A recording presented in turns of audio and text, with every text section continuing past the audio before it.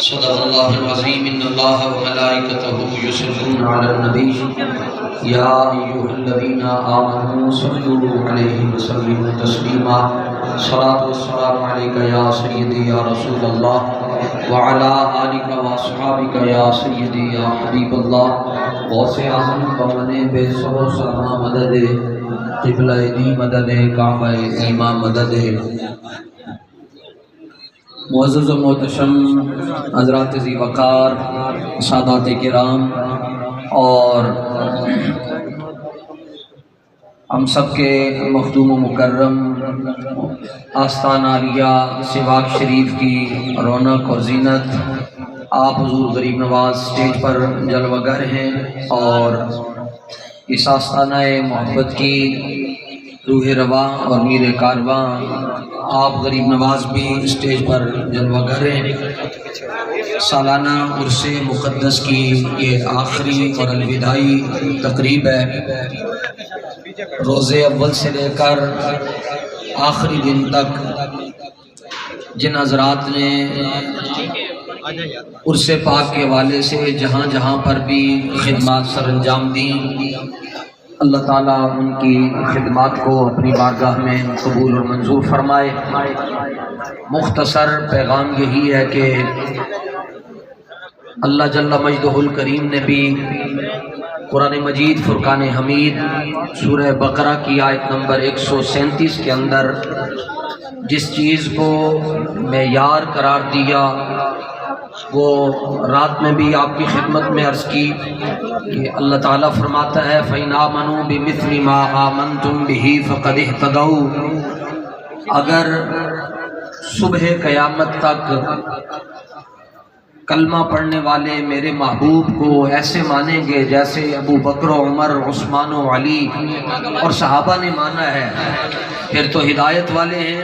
اور اگر وہ اپنی مرضی سے مانتے ہیں تو فَإِنَّمَا هُمْ فِي شِقَاقٍ،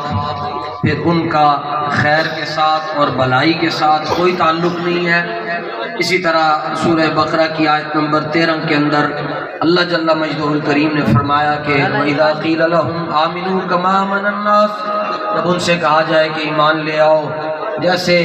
ابو بکر عمر عثمان و علی اور بلال اور خبیب ایمان لے کر آئے، آگے سے کہتے ہیں یہ تو جھلے ہیں، یہ تو بے وقوف ہیں۔ اور حضرات صحابہ کو مفسرین کی تفاسیر پڑھ کر دیکھ لیں، اس لیے بے وقوف نہیں کہا گیا کہ انہیں بیٹھنا نہیں آتا تھا، چلنا نہیں آتا تھا، کھانا نہیں آتا تھا، وہ تو کیسر و کسرا کے ساتھ بات کرتے تھے، ان کی بولی میں قرآن نازل ہوا ہے۔ انہیں بے وقوف صرف اس لیے کہا گیا کہ انہوں نے اپنے مرشد اور محسن کائنات امام الانبیاء صلی اللہ علیہ وسلم سے اس درجے کی محبت کی ہے کہ کافر دیکھ کر بھی پریشان ہو جاتے ہیں۔ جب تک امت مسلمہ میں وہ محبت واپس لوٹ کر نہیں آتی اس وقت امت مسلمہ ترقی کی طرف جا سکتی نہیں۔ خود اقبال کہتا ہے کلندر لاہوری کہ ہر کے عشق مصطفیٰ سامان اوست، بحر و بر در گوشائے دامان اوست، زان کے ملت را حیات از عشق اوست اور برگو ساز کائنات از عشق اوست۔ اقبال کہتا ہے دنیا کا امیر آدمی دیکھنا ہے تو اس شخص کو دیکھ لو جس کے سینے میں عشق مصطفیٰ موجود ہے، اور جس کے سینے میں عشق مصطفیٰ نہیں وہ غریب تر ہے، وہ غریب ترین ہے، اور جس کے سینے میں عشق مصطفیٰ ہے اس کے پاس کچھ بھی نہ ہو تو اقبال کہتا ہے دونوں جہانوں کی نعمتیں اللہ نے اس کی جیب میں رکھی ہوتی ہیں۔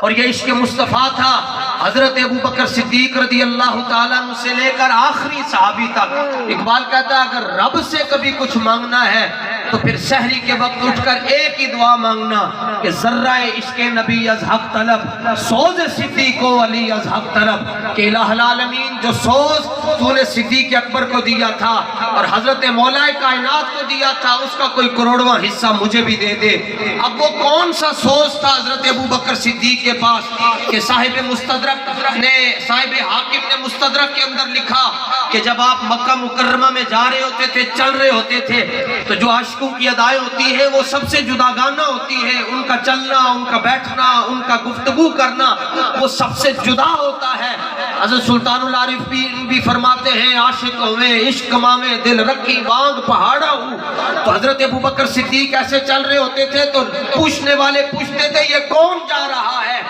جواب آتا تھا ھذا ابن ابی قحافہ المجنون، یہ وہ جا رہا ہے جو رسول اللہ کی محبت میں ساری کائنات کو بھول چکا ہوا ہے، یہ وہ شخص جا رہا ہے جو حضور کے بارے میں کسی سے بات نہیں سنتا، یہ وہ شخص جا رہا ہے جس نے اپنا سب کچھ رسول اللہ پر قربان کر دیا، یہ وہ جا رہا ہے جس نے غار ثور میں کئی سانپوں سے ڈنک کھائے، کئی بچھو سے ڈنک کھائے، لیکن ولم یتحرک مخافۃ ان ینتبہ رسول اللہ، اپنے جسم کو حرکت نہ دی کہ کہیں رسول اللہ کی نیند میں خلل نہ آ جائے۔ یہ وہ جا رہا ہے جس سے حضور نے پوچھا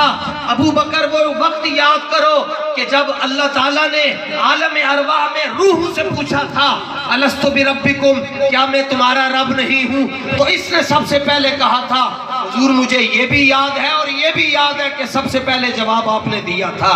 یہ وہ جا رہا ہے کہ جس نے امام الانبیاء صلی اللہ تعالیٰ علیہ وآلہ وسلم کی عزت اور آپ کی ناموس پر غار ثور کے سفر میں کبھی آگے سے پہرا دیا، کبھی پیچھے سے پہرا دیا، کبھی دائیں سے پہرا دیا، کبھی بائیں سے پہرا دیا۔ حضور نے فرمایا یہ اضطراب کیوں ہے؟ کبھی آگے، کبھی پیچھے، کبھی دائیں، کبھی بائیں۔ عرض کیا حضور اپنی جان کی کوئی فکر نہیں ہے، جب خطرہ محسوس ہوتا ہے کہ ادھر سے کوئی آگے نہ آ جائے تو میں یہاں چلا جاتا ہوں کہ پہلے میری جان قربان ہو، خطرہ محسوس کرتا ہوں کہ کوئی پیچھے سے حملہ نہ کر دے، پیچھے چلا جاتا ہوں، خطرہ محسوس کرتا ہوں کوئی دائیں یا بائیں جانب سے نہ آ جائے تو میں اپنی جہتیں بدل لیتا ہوں۔ اس کا معنی یہ ہے، حضرت امیر المجاہدین بھی فرمایا کرتے تھے کہ قیامت تک پکا نقشبندی وہ ہوگا کہ جب وہ محسوس بھی کرے کہ اس طرف سے دین پر حملہ ہو رہا ہے تو وہ اس طرف بھاگ جائے، اس کو محسوس ہو ادھر حملہ ہو رہا ہے ادھر بھاگ جائے۔ آستانہ عالیہ بارو شریف میں عرس پاک کی کئی نشستوں میں آ کر لنگر روحانی اور لنگر جسمانی حاصل کرنے والوں آپ بلا خوف تردید اور بغیر کسی مبالغے کے یہ بات کہہ سکتے ہو کہ آستانہ عالیہ مقدسہ آج وہ نقشبندیت کا مرکز ہے کہ اگر ان کو محسوس ہوتا ہے کہ کہیں مرزائی حضور کی ختم نبوت پر وہاں سے ڈاکہ نہ ڈال دیں تو یہ وہاں جا کر حضور کی ختم نبوت کانفرنس کا اعلان کر دیتے ہیں، اور اگر کہیں ان کو خطرہ محسوس ہوتا ہے کہ کوئی افضلیت صدیق اکبر پر حملہ کر رہا ہے تو یہ اپنا آپ نہیں دیکھتے، اپنا مال نہیں دیکھتے، اپنی جائیداد نہیں دیکھتے، اپنی صحت نہیں دیکھتے اور کسی کا خطرہ برداشت نہیں کرتے، وہاں جا کر عظمت صدیق کے علم بلند کرتے ہیں۔ کہیں محسوس ہوتا ہے کہ کہیں یہاں رافضیت پنپ رہی ہے تو ان کے آگے کھڑے ہو کر جا کر کہتے ہیں کہ جب تک رسول پاک کے یہ امتی زندہ ہے نبی کی عزت پر بھی پہرا دیں گے، صحابہ کی عزت پر بھی پہرا دیں گے اور اہل بیت کی عزت پر بھی پہرا دیں گے۔ بچنا چاہتے ہو جڑے رہو جڑے رہو جڑے رہو، ایک دن یہ آپ کو بھی پکڑ کر دربار رسول میں پہنچا دیں گے۔ جب آپ دربار رسول میں پہنچ جائیں گے تو آپ کہہ دیں گے انہیں جانا انہیں مانا نہ رکھا غیر سے کام، للہ الحمد میں دنیا سے مسلمان گیا۔ وآخر دعوایا ان الحمدللہ رب العالمین۔